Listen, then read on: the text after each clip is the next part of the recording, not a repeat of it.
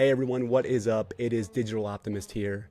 I just want to say thank you so much for joining us on Beyond the Den. Quick favor to ask, hit that subscribe button.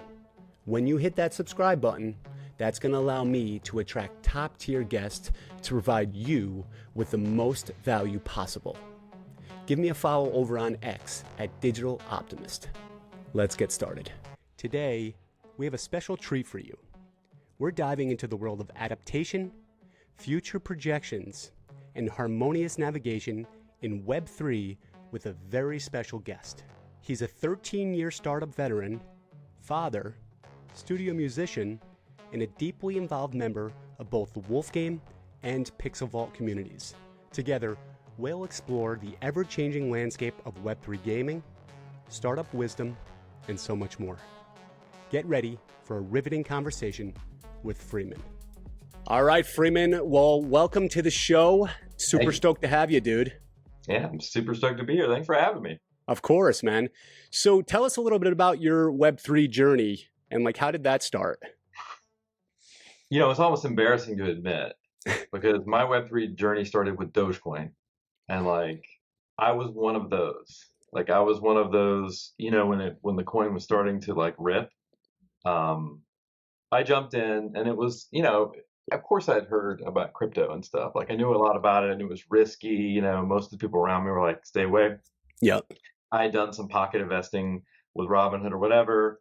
But I was like, this is cool and this is funny. So let me get into this. As a result, that brought me into Discord and involved with different communities. And so I started to check out what the scene was all about, what crypto was all about. And then I got really excited about that. I was just like, this is cool. The concept.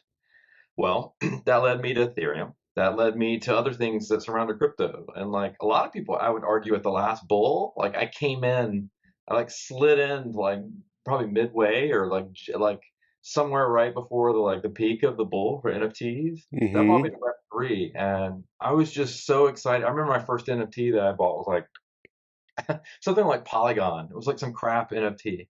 But then I saw Zed and saw other things. So I started to make inroads into Web3 and especially with Ethereum, and I checked out the other chains.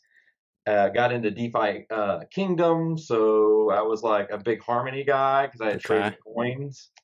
So I got into that, then found my way to Pixel Vault, some other Web3 projects. So that's how I joined. So I've been in this since, I guess that would be late 2021.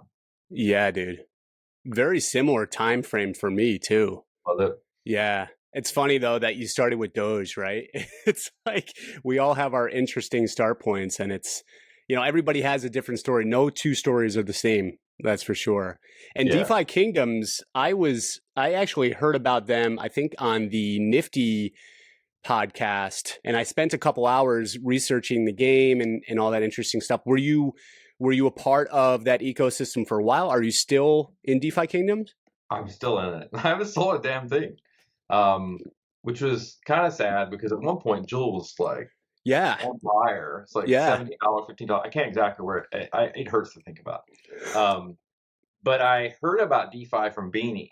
So my exposure to Beanie was through MonkeyBet, and MonkeyBet, if anybody knows what that is, was he was partnering with Owlman at the time, who was involved with Pixel Vault and infrastructure.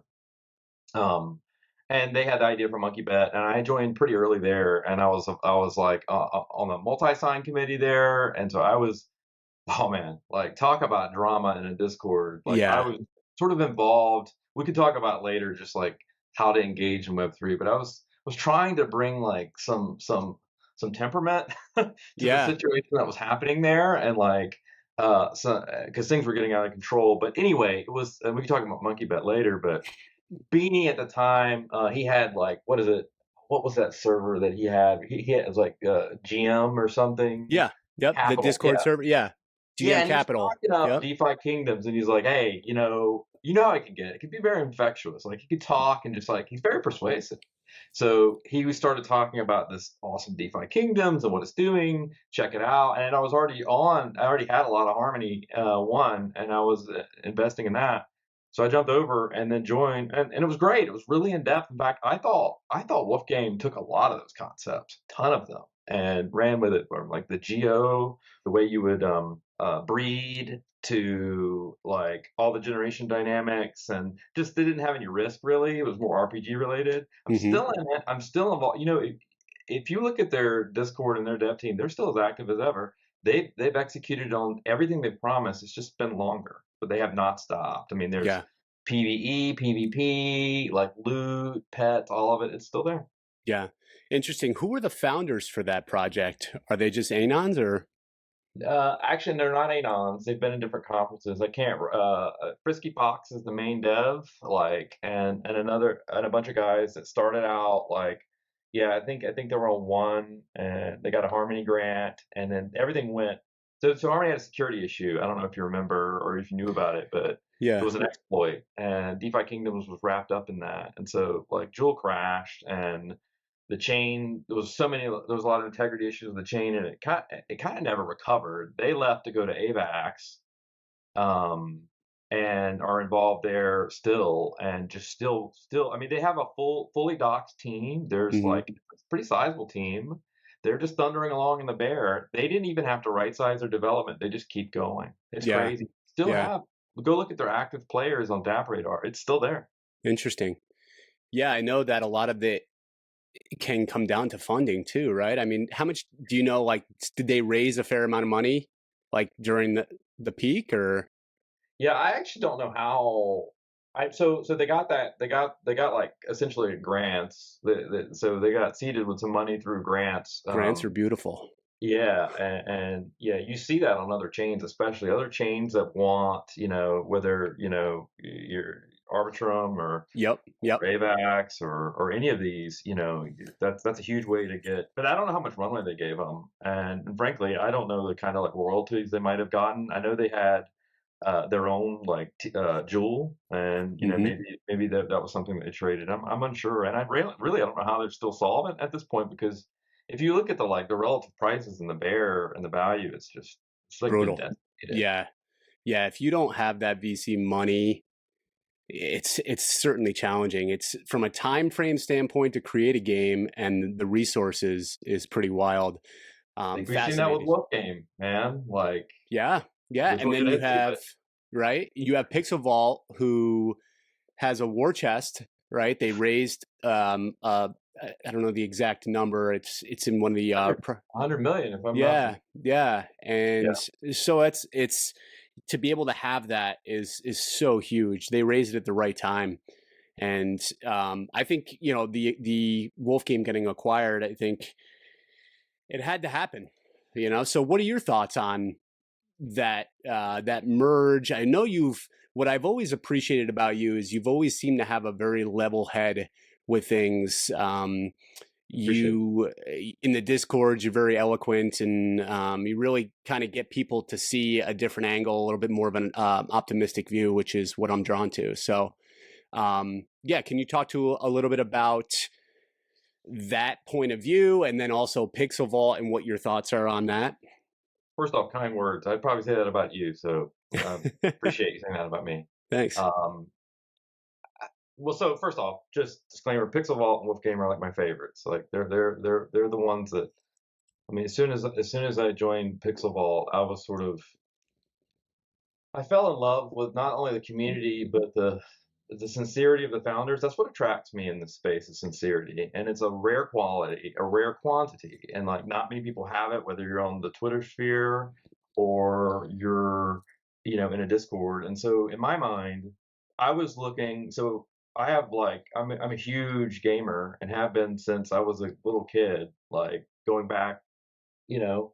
Uh, all those years. And so to me, Web3 gaming just clicked. It was something I was excited about, because Web3 gaming gave it like loaded your decisions with a little bit more, like it felt more meaningful. Like, I mean, even as I'm playing Sugartown and I'm jumping with this little cube, I'm making these like, it's like a Flappy Bird kind of game, Hmm.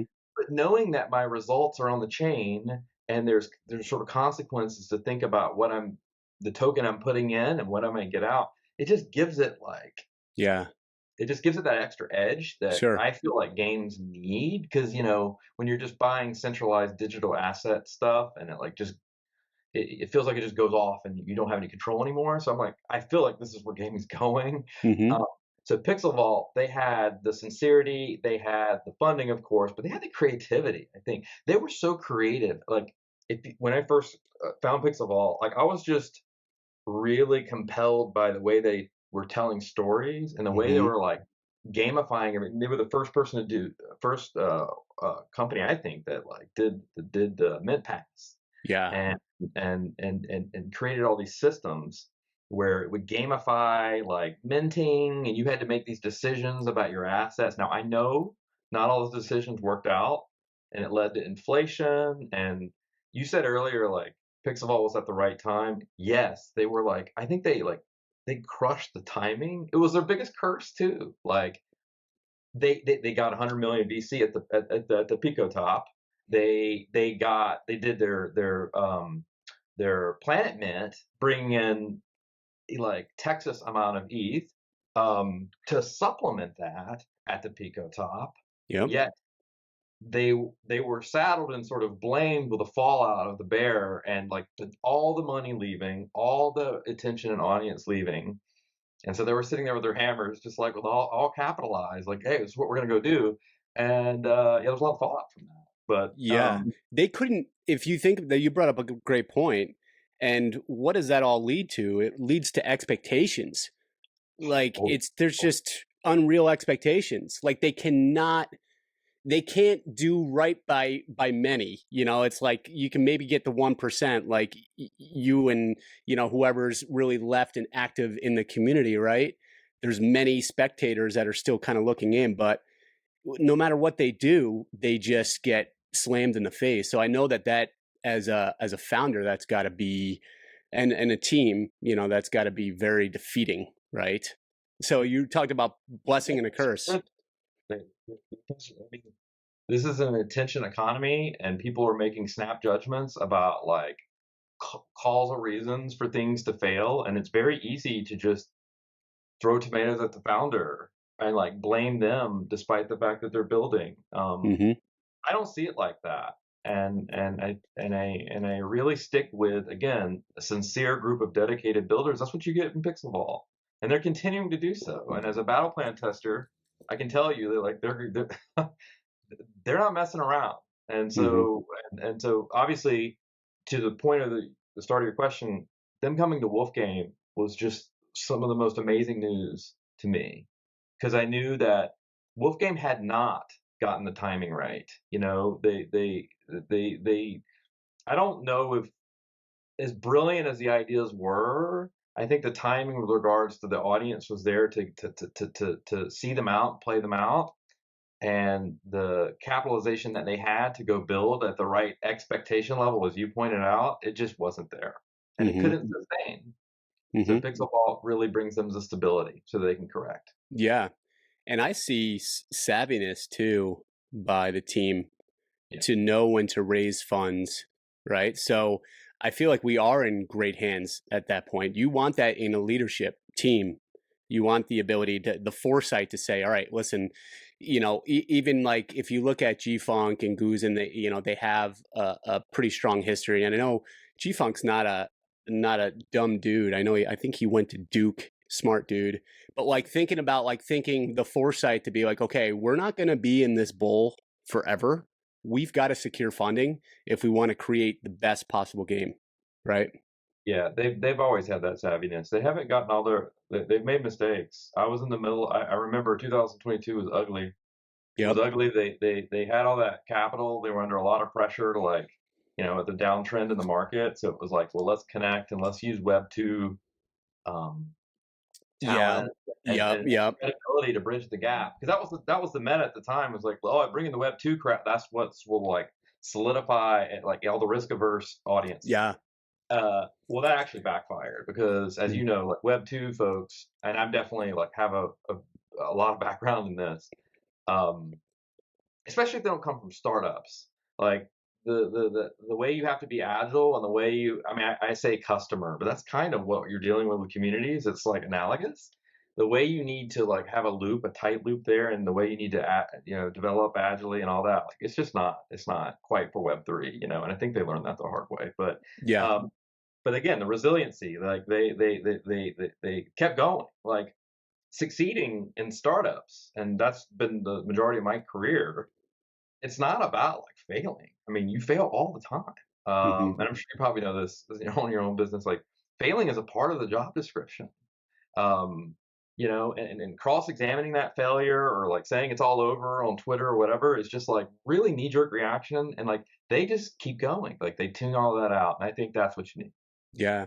Yeah. And as a community, it's important that you support those, those thoughts and those actions, I think is vital for projects to succeed. And it's a shame that there are some really amazing projects out there that ended up flopping because of the emotional and, when moon crowd that just adds, a whole nother element of, really setting the flame to. I used to have a buddy that he was the craziest dude in the world, but one time we were camping, he got butt naked out of nowhere and then jumped sat over the fire pit and singed his testicles.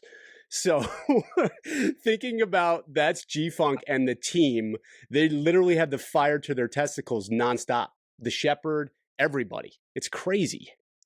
Yeah, the pressure is unbelievable. I mean, you know, and I mean, as someone that's been in startups forever, I mean, currently like lead teams and startups, I mean, that pressure, that crucible feeling is not unfamiliar. Sure. It's just the source of it's different, right? The source of it's different. Like here you have, in some cases, nameless, faceless accusations, baseless accusations. Um, yeah, like you don't have vested experience in this that can make calls on what the restraints are, and that's some of the most frustrating things. But I'm not in a Web3 team, but if I was, that would be one of the things that would frustrate me. Is like, hey, like you know, you got to assume first off, if you trust us, you assume positive intent and like you believe in that, and then you have to start to respect restraints that you can't see below the surface. Like those restraints might be development related, they might be capital related, they might be organizationally related. It could be like external factors that are out of control, market factors. You know, there isn't a lot of like time and attention in this space to having that balanced conversations. Like who has time for that? Let's just like Yeah, throw an opinion, make a blame. Everybody's bags are at stake, so let's just that's what happens. sure. Tell us tell us a little bit about your background. Yeah, I mean, so I went to school as a computer scientist. That didn't work out. I think my first programming assignment was to build a chess game, and the chess game was horrible. So I switched to psychology, which might explain like how annoying I can be in Discord. Um, and that led me into a career. I'm in what we'll call customer success or account management. So it's like managing customers at startups. I've been doing that since about 13, 14 years. Different startups. I've been through 4 IPOs and exits. Companies like LinkedIn, Coursera, other ones that like are, you know, they're startups. Like I was in Silicon Valley for a decade, and so I really got to learn how to be like nimble, how to like develop software, different context. Obviously, you know, we're Hmm. talking Web 2, B2B kind of, you know, Yeah. software. That's been my background. And then contrast that with like my gaming background, which you know that's all just for fun. My enthusiasm, I share it with my children. They're playing Genshin Impact, you know, they're playing games like Smash Brothers. I always have as a kid, and you know, it's sort of a natural that like Web3 would really. It's like wow, this is like startups. It might as well just be startups that are just like early stage in terms of like organization. Super Um, early. and Yeah. are funded like VCs fund. Like I'm used to having a board, I'm used to having VCs, but now focused on doing cool things in Web3 and games. So to me, this is like, yeah, this is why you know I'm here. But that's a little bit about my background, and probably a little bit why you said earlier. You said some kind things about like sort of staying rational. I think Hmm. that experience informs that. I'm going to imagine that most people in your average Discord just aren't they're not the benefactor of that exposure, and so like I try to be patient because everybody has a different, you know, experience level. They're coming from different angles, and they probably have a lot on the line financially to Yeah. even participate. Yeah. Yeah. It definitely takes somebody like yourself that's been through a lot and to have the wisdom.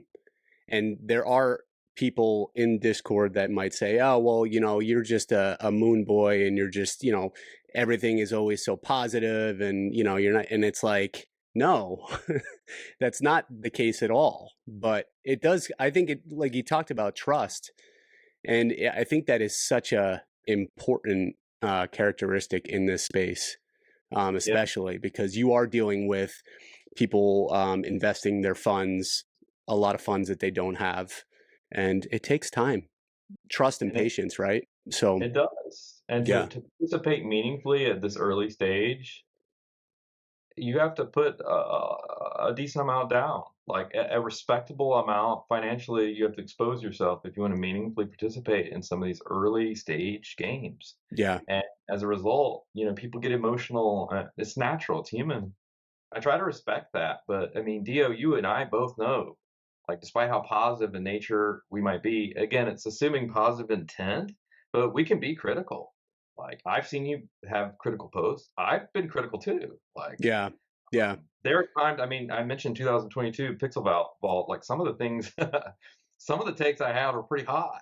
Um, yeah, Wolf game no different, like it's been challenging at times, but it should always be couched in respect and a belief, because otherwise, like, how do you expect to get to the place you want the project to get to? sure, You yeah, know? dude, very well said, man. Um, can you talk a little bit about some real world examples? I mean, so it's mainly you're dealing with customers, right? Yeah. In the VC world, in the startup world. So I'm sure that you have some customers that deal with that you have to deal with that are pretty intense too, right? All the time, daily, for this call. Unfortunately, in my role, because I lead the account management team, they bring me into like customers that are about to churn or whatever. Like it's very rare. I'm like, guys, you ever want to bring me into a deal where they're like they love us? So I'm like, come on. Yeah, Um, yeah, yeah. I mean, it just requires you to first off to interact as humans. Like in order to, and I feel that Web3 could do a lot better here. I know it's very self-serving for me to make this argument, but I really believe that we need to spend more time thinking about our community as those customers and not just like moderate that. Moderation is reactive. Moderation is facilitating in nature. You have to actually spend time to understand what drives, what enthuses people, what gets people to be advocates. That's what I have to do in real world examples. Like I have to make businesses not only feel like, hey, or the users of the software, like they need to be able to be like, yeah, I'm getting value out of this, and I'm willing to like shout about it. I'm willing to advocate and say great things on like G2 Crowd or whatever. And we have to do the same in Web3. I think we disrespect that piece. Or rather, maybe we don't disrespect it. I just don't think we've matured to that yet. yeah, I think that's a thing you're going to see. Like if Web3 has a shot, and I think about these projects, startups, I think in a year or two from now, I'd like to think that we will create roles like this, but I think you'll see a lot more of those roles, a lot more of those like instead of just like marketing as a separate thing and moderation, you're just going to see like success and making sure community is successful and feeling enthused and advocates. So yeah, that's what I do on a daily basis. So yeah, it's taking a lot of heat, but it's being empathetic, it's being present, it's also holding my team accountable. Like I got to go back to the engineers and the software developers and be like, hey, like this isn't going to cut it. Like yeah, process to improve. We need to take into account this feedback. That's not too different than what's happening even today in Web3. yeah, very true. And you really are taking the emotion out of that, right? So it's like, it's just, these are the facts. You have an unhappy customer, regardless of, why they're annoyed or whatever. You do have to make them feel heard. People do want to feel heard, right? So, and understood. And you may not have the right, answer for them, right? But like you talked about modding, it's kind of almost like you, in a sense, you're kind of putting a band-aid on it and you need to get a little deeper too, right? Yeah, the dialogue needs to evolve. And I think And that's I love the moderators in Wolfgame. I love them. I mean, Yeah. I know them like, you know, like at least digitally, personally. Like I want to meet them in real life. Like um as well as Pixel Vault. Like these are pros. These are great people. They really believe in they all. In fact, they believe in it so much that a lot of the responses like sort of like bleed that belief and that energy. The challenge is that oftentimes the somebody on the other end is just feeling like they feel a little cut out. Like the you know the way we engage with audiences is like puzzles and riddles and like teases, and that's a very conventional way to string engagement. But sometimes they need to know, like, they need safety. They need to know, like, hey, that last whale that just left, they don't, it's not like, oh well, let them go, it's part of the process, it's, you know, it's healthy. That's not what they need to hear. They need to hear it's okay. They need to hear Mm-hmm. that, like, the vision's in place. And so the challenge is for teams how to meaningfully engage with the community in ways that aren't tokenized. You know, like, oh, we'll just throw a Discord out, or like a call every once in a while and talk like high level and tease. We actually need to go into a different place, and that's the challenge for Web3 projects to figure out. I think, you know, going into next year, the successful ones would have figured this out. Yeah. You're like, you're speaking to me regarding starting this podcast, and that was one of the main reasons why I started it, was to get the stories out of these founders and these influential people in the space, and letting the community know that, like, everything is working just fine, but there are things that we need to fix. And again, it comes down to making them feel heard and understood, and that we're on the right trajectory. Like, we're not just stopping. We're not just going to rug. We're not. So I think bringing out those stories is so powerful for people to see. And I like the idea of being on camera too, because putting a face to the name, it's like the Anon stuff it can be tricky, right? Sometimes you feel like you're talking to a bot. Totally. I think you've nailed one piece of it, is the impersonal nature at which we treat something that is like inherently very personal. We don't think it is, because like we hide behind a concept of like, oh, we're anonymized, decentralized. Yeah, okay. Well, like the best communities break that paradigm. They've gone beyond that. Like at this point, seeing and hearing from founders and people that are speaking, representatives of the project that have access to information to make people feel great and enthused, they need to like be present as human beings. Somebody has to, because that's how you create advocates. And guess what? Advocates are how you create culture. And if you deprive that oxygen flow, like, I think that's the issue. And I remember in 2022, again, going back to Pixel, I'm not picking on them, but that was one of the biggest problems. I said, I was like, in the Dow channel, I was like, I'm the biggest cheerleader of this. I'll go in a Discord and fight for this, but like, give me something to work with. It's not like Mm-hmm. I need to know dates, you Yeah. know. Yeah. Agreed. Yeah. Help me Yeah. understand conceptually. And at the time, that was important because we didn't know what was going to happen. Pretty much like the big event where they were shaking up all the assets and the game plans and all that. We wouldn't really, they were kind of holding that in suspense. Guess what? I see a little bit of that in Wolfgame right now. Like, you see a little bit of the community, a little like tentative, like, what do I feel? We know something smart's happening. We know something risky is going to happen, but what is it? I certainly have my speculations, but I don't know if the Mm-hmm. community has enough to advocate for it. Mm-hmm. Yeah. Again, blessing and a curse. I mean, we started with lore, right? We're still trying to keep that, but how far does that go, right? We do need to get a little deeper. I like the idea too of which we go back to trust and transparency and G Funk. That's what I loved about doing the podcast with him and Goose and VGF, and really getting behind the scenes. I want to get G Funk on, and I want to just talk to him. I want to know who he is, right? So we talked about building transparent, building trust in today's world, with a younger population, which is a majority of these NFT investors. They want to know who the founders are. They want to know, like, because it's not so much, it is financial, it's very important, but they want that emotional feel too, right? I mean, I see that a lot in my business when I'm hiring new employees, new trainers. Like it's not about so much about how much you're paying them. It's about like what are they becoming a part of, right? It's about Yeah, really being a leader.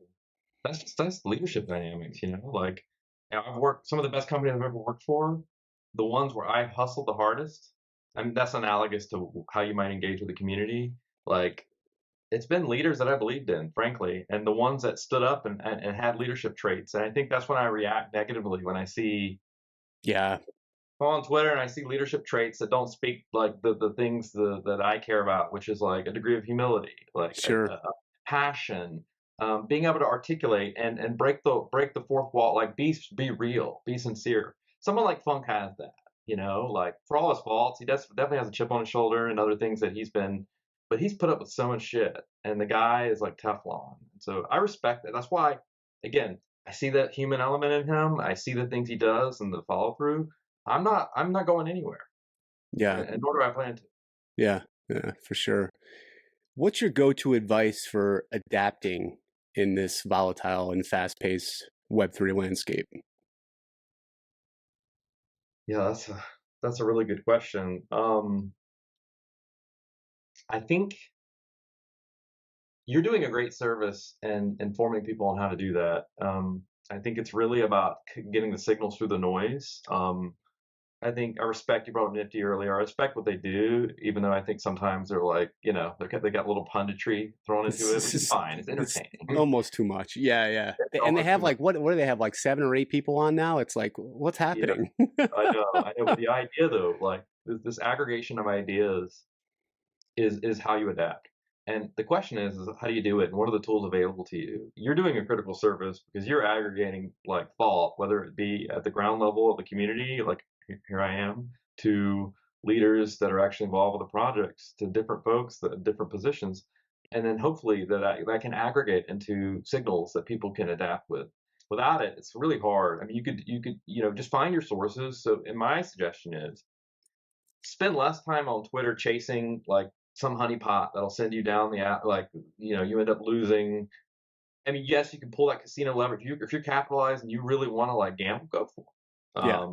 But like spend less time chasing influencers who really are just about taking advantage of like Ponzi schemes and ways to be early and have access to stuff to dump on you. That's just inherently the model. Like you need to like see that for what it is and find true builders, true like um, you know, Tom from Metaverse. He posted this to me the other day on Twitter. He's like, "Hey, here's some builders. Like, find real builders, cater your signal, just unfollow." I routinely every day I unfollow people on Twitter. I know that's not good for my personal uh, metrics, but I don't really care. I need a stronger signal to adapt. So anyway, Mm, the long answer is like you got to curate the signal. You got to get people that really know and believe in the space and are aligned to what you believe in, and you need to like stick to that and cut the noise out. yeah. Very well said. I think too they sometimes you have to go through the pain too, right? Yeah, You know, in order to learn. I've been through my fair share, and you talked yeah. about like, you know, startups and business, and it's like, oh my God. But you know what? We end up being okay, right? The whole term "wag me," it's corny. It's, you know, we aren't all gonna make it within this Web3 space, right?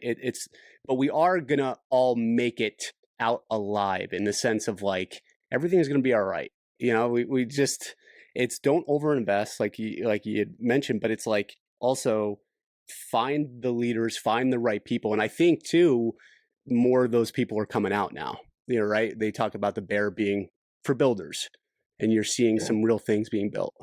And for those that want to participate meaningfully, you know, I mean, you Yeah, might not want to pick up the hammer and know how to swing it, but like you can be around and influence what's being built, and you can have it. You have it. That's what one of the most brilliant things about Web3 is that in a decentralized way. This is what decentralization means for me, is that people have influence to participate in ideas in communities. That's just like not something that you see. Like yeah, you know, that's usually controlled and centralized with like executive strategy boards, things like that. Here, it's like it's built with community. That's real.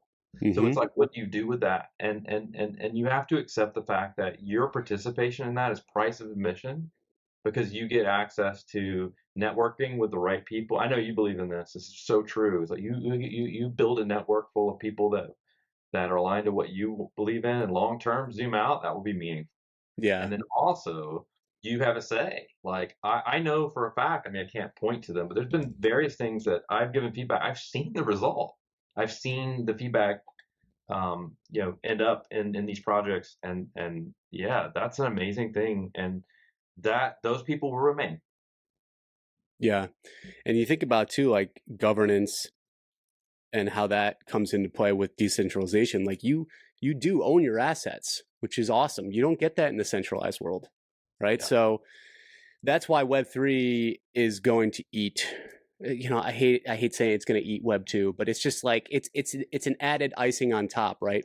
With Web3, like you get to the ownership end of it is so strong, and the decentralization of this, the freedom to create these different things and to build these communities and these guilds it's just so fascinating.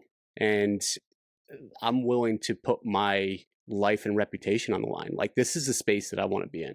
It seems Thank- like you're really kind of heading down this route. Like you just get it. It clicks with you. Where do you see yourself in, a couple years? Like, do you see yourself full-time Web3? Like, Well, I pitched my job description earlier. No, right? I hope so. I mean, I love the space. The idea for me as a sort of at my age and what I've been through and my experience, being able to use that background and put it in a place that I'm enthusiastic about, just will give me an edge to my work that I hope I see happen.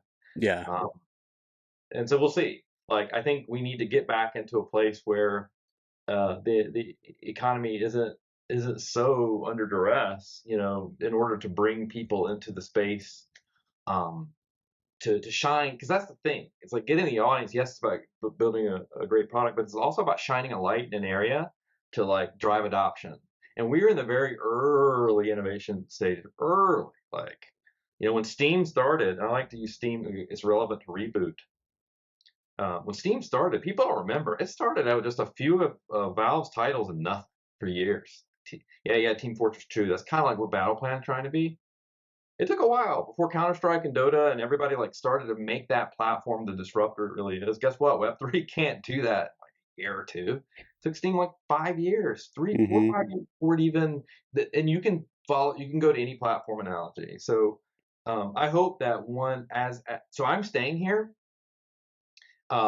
If I don't get flushed out economically, to stay solvent, um, you know, and I hope that one day, like there'll be opportunity for us in these positions, where we can like more formally drive, or just more like spend more of my time during the day instead of managing, big banks, customers, or like, Yeah. whatever manufacturing company customers. I'm like in Web3. That's a hope of mine. We'll see what happens. Yeah. Yeah. Stuff that you are, you have a passion for it, but it's not like this passion. This is a different passion, right? And I like the idea. You seem like somebody who really likes to solve hard problems. I think if you're going to stick around in this space, that's what your mission should be, right? Web3, it's a awesome book. It's an audio book, and he said we need less mercenaries and more missionaries, Yeah, especially in this space, long term, for sure. 100%. It goes back to Yeah, that advocacy thing I was talking about. yeah, And you know yeah, what missionaries require? What fuels missionaries is belief.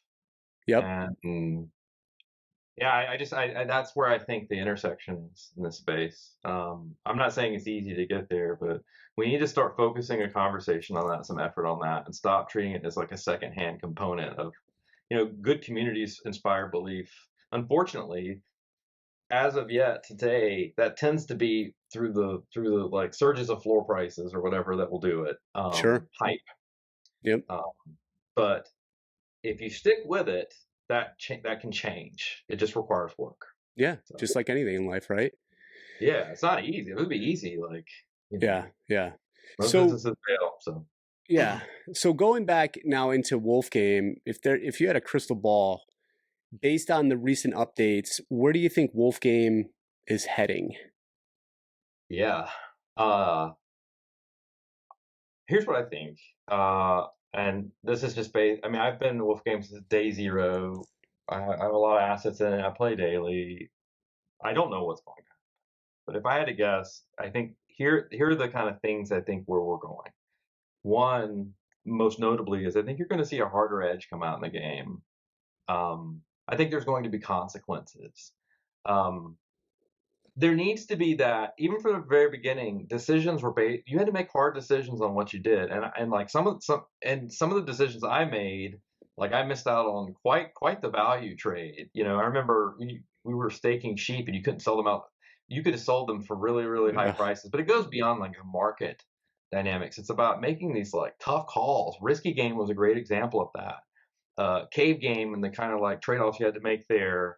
Alpha Game, like there's these concepts that are social in nature and consequential in nature that need to cut return. Since the full game came out, it's largely been like incremental upgrades with a stable, non-risky, non-consequential environment. And I think Yeah. they need to bring threat back. And whether that, because it's not enough threat to be like pocket loots or, you Yeah. know, Especially some when stealing. we don't know what these resources are. Once we get to level 3s, we don't know what these resources are We don't for, know. right? And so tools tools have been brilliant with Wolfgame, unparalleled, but they've also marginalized a lot of that risk and that consequence. So Yeah. you've been able to manage it. So players that are entrenched, like, what does anybody have to worry about really? And that's not Wolfgame is essentially not what sold anybody or compelled anybody about it. So I think that's the first thing that you'll see. I think I won't go into it because I'm not an economist person, but like I definitely think restringing the economy has to happen. I think token inflation, um, it's an obvious thing, and they need to repeg. So I think you're going to see a complete like if I had to guess, I think they're going to turn off resources. They're going to cap, and so whatever you can get now, get it because it's going to stop. Or it might like yield out in different ways. Maybe it's inherently tied to the land you're on, and you got to get it out. Or maybe it's like access through other actions that are risky, but this idea that you can just like and this includes some of the smart plays like Seed made with like taxing, like a lot of that faucet will just and I think that's probably like around the corner, honestly. So restringing the economy, dealing with token inflation. Social dynamics, I think you're going to see a lot more of that, and that's what I'm most excited about. Just Yeah. the psychologist in me, like I'd like to see more consequences to silos and communities needing to defend that and participation. I'd like to see more like identity through like either through your community or your social group or whatever. We saw that in Alpha Game. We've lost it. I think that'll come back. Um, I think we'll see more compelling gameplay loops, more random events. Like I know the community is really wants to see like random shinies appear, but yeah, I mean it's like that idea of like anything can happen. Yeah. And if you're paying attention, spontaneous things can happen in addition to the risk. I think that's why Cave Game was such a warm moment for everybody that they remembered well because the gameplay loop is really when you find things and unexpected things happen, it's you want to come back for more. And Mm-hmm. do 1-to-1 on the farm right now. It's like nothing spontaneous happens. Yeah. The opposite. Yeah. um, and then finally, I think another thing we'll see is I don't know how long this will take. Frankly, I have no idea. But like folding it into the reboot architecture, like essentially like turning Wolfgame into an arcade cabinet in that environment. How does that done? Like, what's the quarter that powers the experience, and how does it like connect to GG and other things? Like, I Mm-hmm. think you're gonna see that too. I think it's inevitable. Uh, Yeah. those are the things that I see. I couldn't be more excited about it though. A Sure. timeline. I hope it meets everybody's expectations. Yeah. I friggin' love those, dude. And you bring up the big part of consequences. It's like Risky Game really, and right off the bat, even just the shearing of the sheep. Do you take him out of the barn? Okay, well, they're going to get taxed. Like, so it's like you constant internal struggle that you have outside of even playing the game. You're thinking about it. That's all you're doing.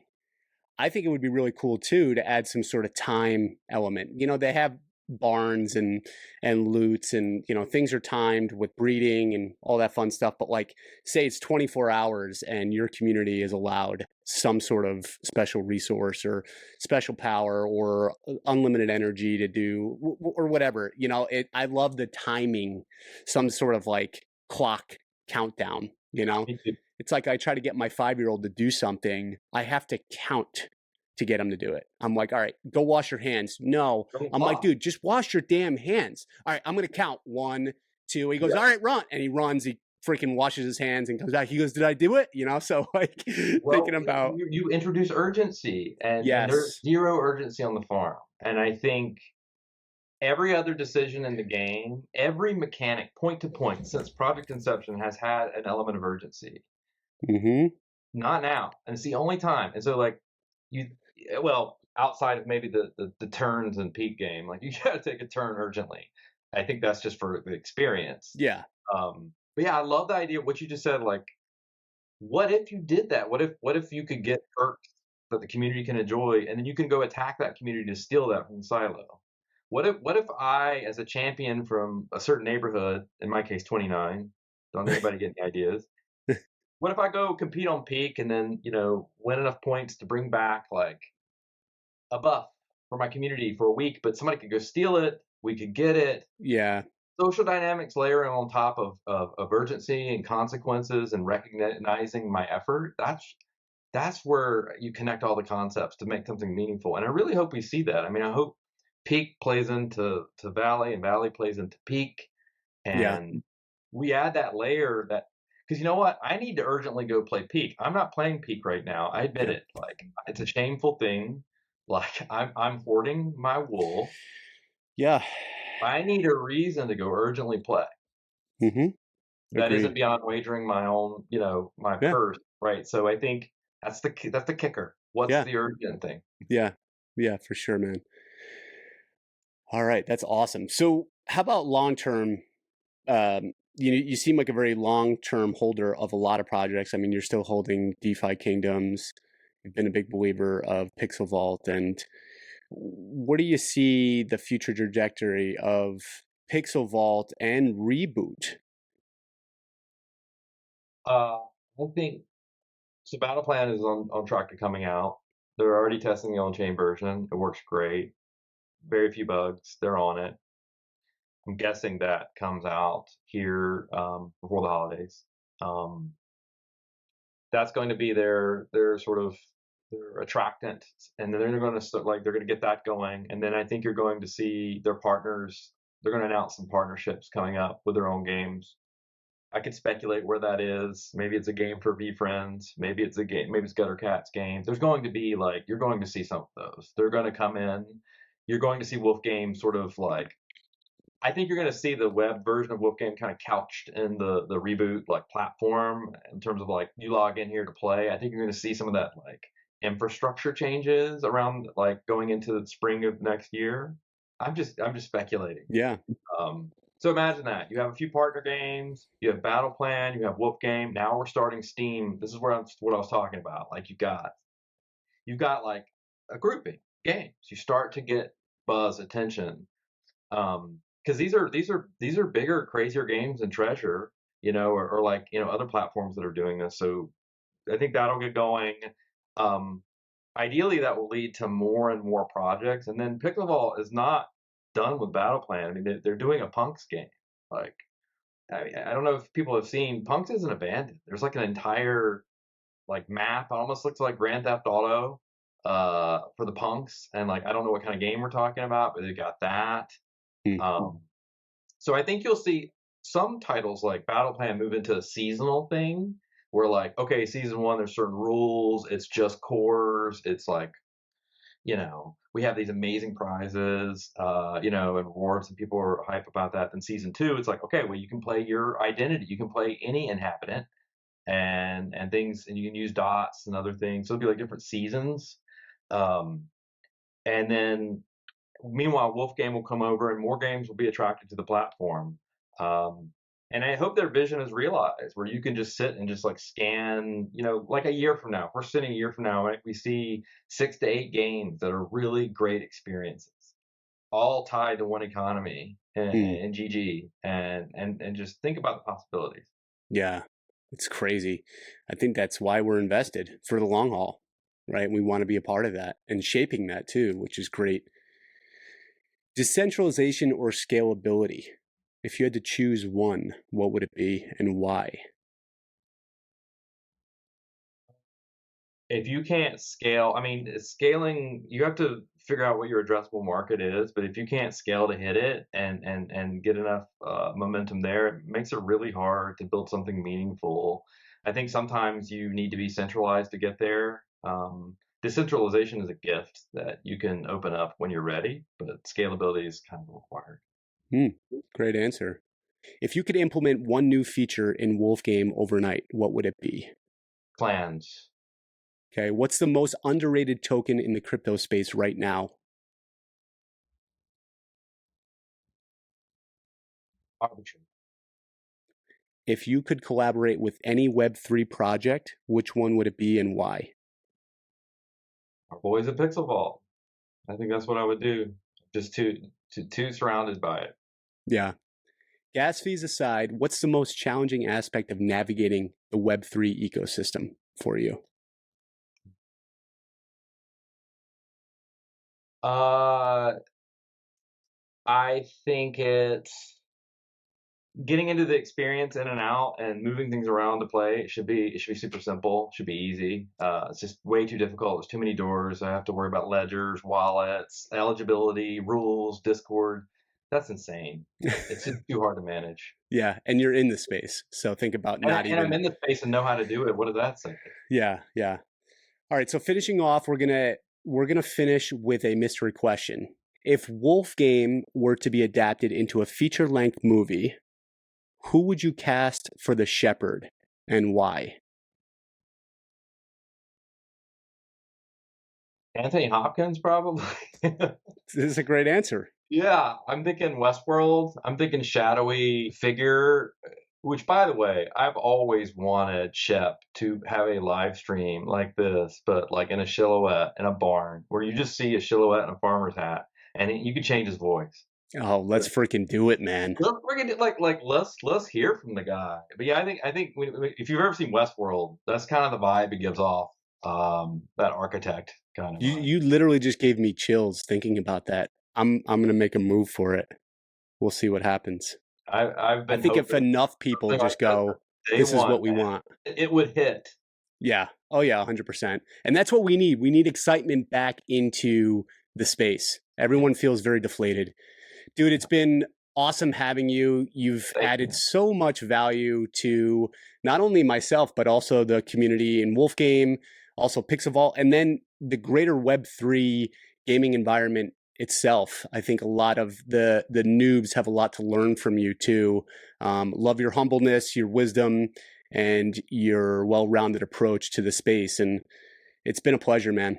Oh man, too kind. I really appreciate it. You're doing a great job. Like I love all the stuff that you're doing. Keep it up. I'm a huge fan, and thanks for taking the time to amplify all voices. I'm just one of them. So yeah, just grateful for what you do. I just want to say thank you so much for joining us on Beyond the Den. Quick favor to ask, hit that subscribe button. When you hit that subscribe button, that's going to allow me to attract top tier guests to provide you with the most value possible. Give me a follow over on X at Digital Optimist.